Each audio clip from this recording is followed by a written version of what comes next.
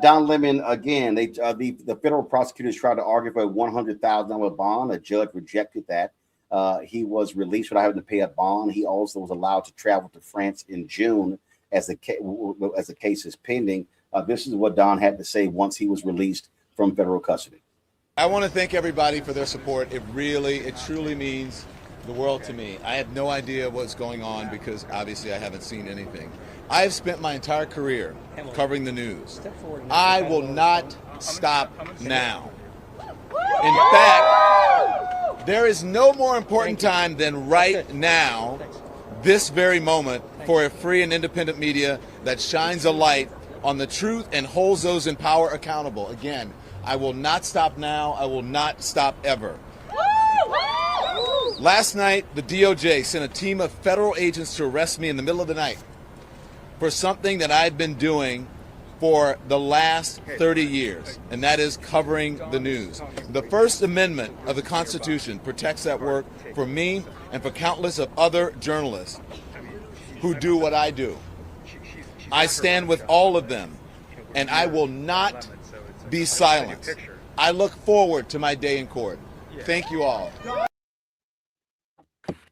Folks, Georgia Fort also spoke after she was released from federal custody in Minneapolis.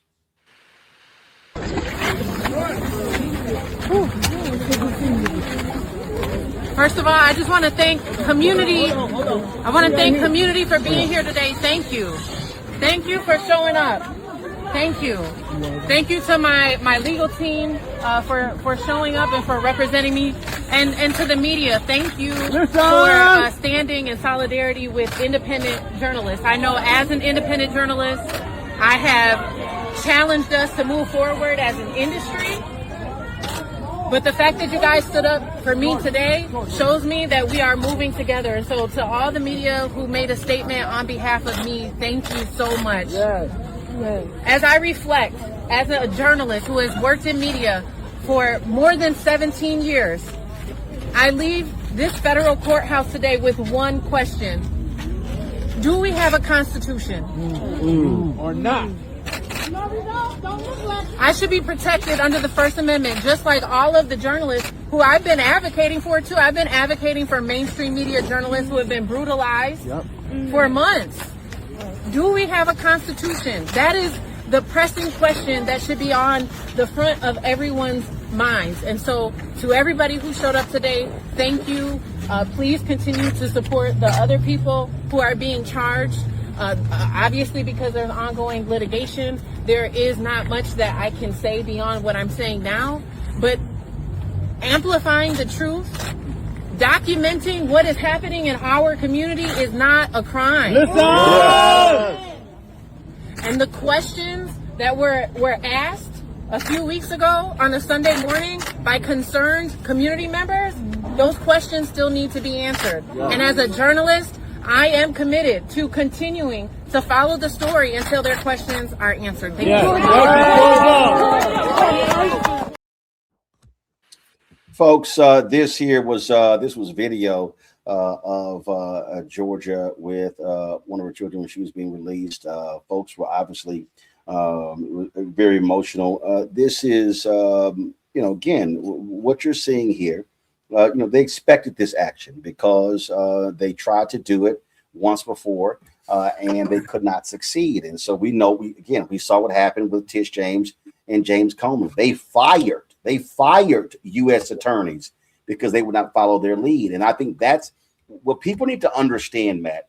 These people are such thugs. These people are so evil that there's no such thing as no, don't. I mean, look, the guy who threw, I think they tried 2 or 3 times to indict the guy who threw a Subway sandwich, who threw a sandwich at law enforcement in Washington, D.C., finally went to somebody else, got indicted on a misdemeanor. They lost in court in 35 minutes. So these people are evil. These people will go to the end of the world to seek retribution. And people need to understand the kind of folks that we're dealing with when it comes to Donald Trump and his MAGA supporters. These folks flat out do not care about the Constitution or about the law. I've said numerous times, They have no morals, no values, no principles, no ethics, no integrity, no honor, no decency. I mean, you said it all. I don't even really need to add anything to that. You're 100% right, especially because we see them, bastardizing the process. And that's one thing I kind of wanted to mention that is very scary about this. I was a former prosecutor. I've presented to grand juries before. Obviously it's just the prosecutor in the room. But what is so terrifying about this is that the system is predicated on the idea of good faith, right? The idea of things being done when you actually have evidence, things being done when there's actually been harm, things being done when there are actual violations of offenses, not weaponizing a system where you can go and get an easy indictment, especially in a situation like this, where you have a magistrate who is being, looking at it with a fine tooth comb and who's declining to put charges on certain people. That's incredibly important because very often with the grand jury, you've got 12 citizens who are being presented the evidence in the light most favorable to a prosecutor, and he or she is asking them to return an indictment.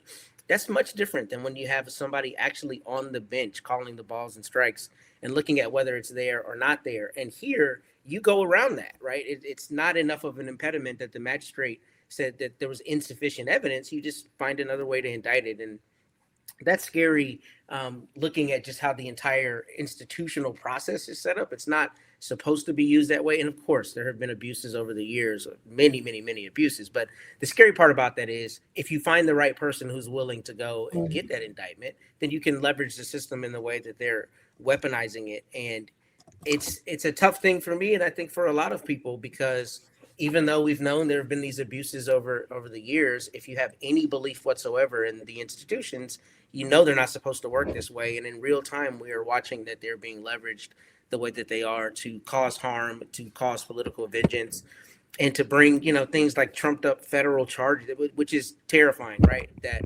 you don't like this person and you just decide you want to go arrest journalists for doing their job. And more than that, even the people that are there congregating, I mean, you got to hope that 12 people, a jury, looks at this right and determines that the evidence isn't there. I don't suspect that they're going to have any issue with that.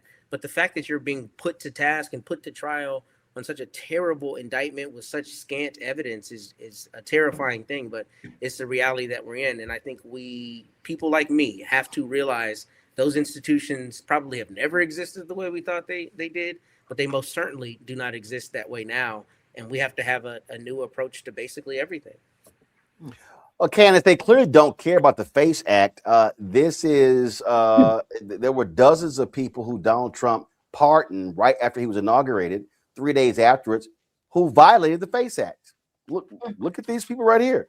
These are all folks who they pardoned. So I guess what Trump is saying that if you protest an abortion clinic and you violate the FACE Act and you convicted, then I'm going to let you out of jail. But if you are a journalist and activist and you go into a church, then we're going to prosecute you. Well, and that's what they call selective prosecution. And when we've heard of this term when it came to Comey and Letitia James. But I think what's key here, especially what Don Lemon said, is that obviously he's going to fight it and it's not over, but it really, really isn't over. I mean, first you have his case, then you have whatever case he's going to bring, which he should, because he's going to be doing it in the name of all journalists, in the name of First Amendment rights, whether it's how they defamed him, whether it's how there was false imprisonment, whether it's selective prosecution. I mean, search and seizure because they seize his person.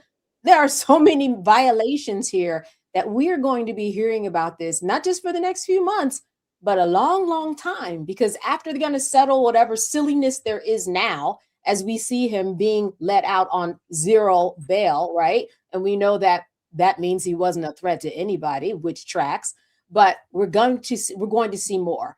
And we should see more from Don Lemon because he has every right to get on his side of the law and sue, because all of these laws that they are creating a narrative that he has violated, they have violated against him. So we're going to see a lot more in this vein. I also think it's very interesting that as you mentioned earlier, we saw what happened with Donald Trump and what he did to ABC and Paramount, New York Times, even though that failed. He's got a lawsuit, multi-billion, against the Wall Street Journal.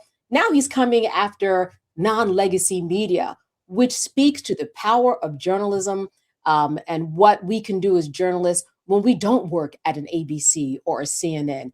Obviously, just as important, I think that speaks volumes when it comes to anybody who can get right on here and have a mic. And that is the real purpose of having the Constitution back you up and buttress you, because everyone has a right to speak. And this computer that I'm sitting in front of is a great equalizer, so much so that a Don Lemon was fired from CNN, got on a mic, and now the Department of Justice got an indictment from Lord knows where and brought him on charges. But that's how important what you are doing and what other people like you are doing in this world today.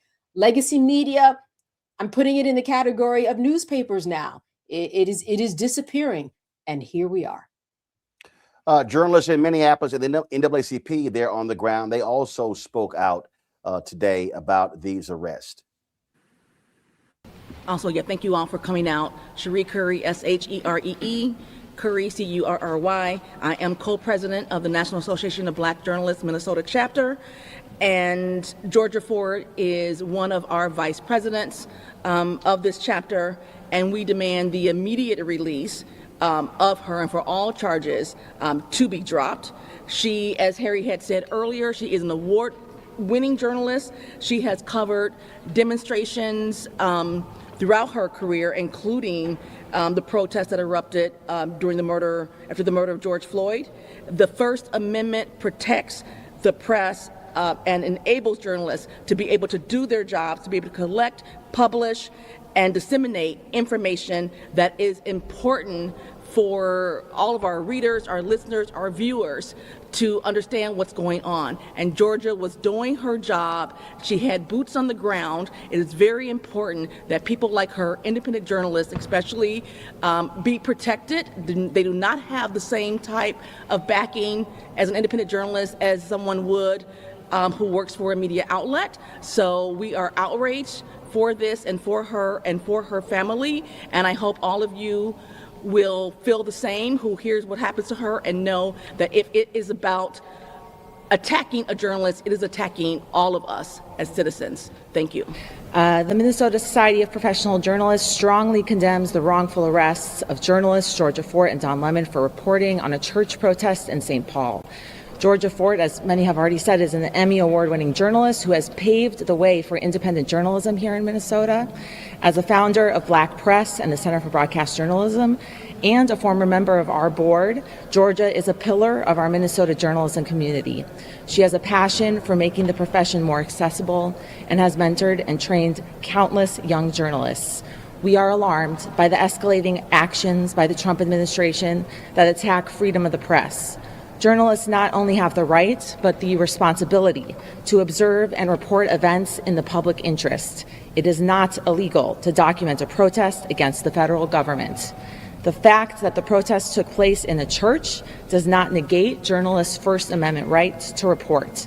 The effort to punish independent reporting is an effort to weaken democracy. If Georgia and Don's cases proceed, it would seriously undermine both the freedom of the press and the rule of law.